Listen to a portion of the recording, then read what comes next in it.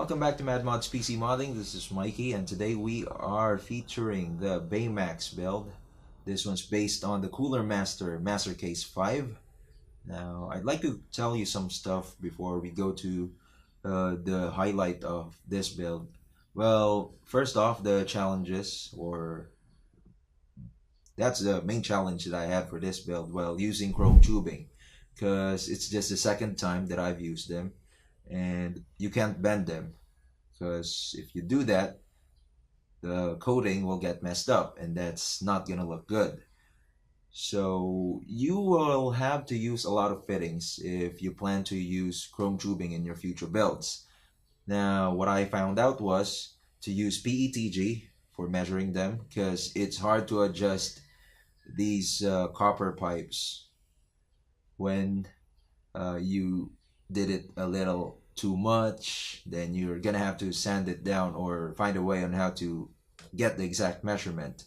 So with cutting PETG, it will be easier. Just cut to size, fit them all up, and afterwards just do the same thing with the chrome tubes. Now it also stacks up a lot of fittings. What I mean by that is that you will have to use a lot of fittings, because as I said earlier, you can't bend them. So sometimes having a lot of fittings in a water cooling loop looks good, but I don't feel like doing that with this kind of build. So what I did was use some pass-through fittings now, so I can hide the other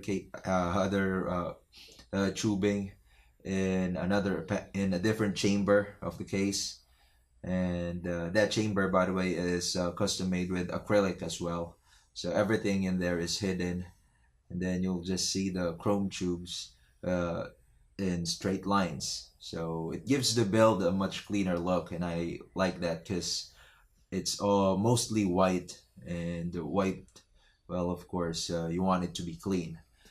Also, I'd like to thank Apacer for sending a couple of 240 gig SSDs, their Armor version, and 32 gigs of DDR4 Panther memories, as well as 480 gigabyte M.2 PCIe SSD. And that's all. I guess let's check out the build.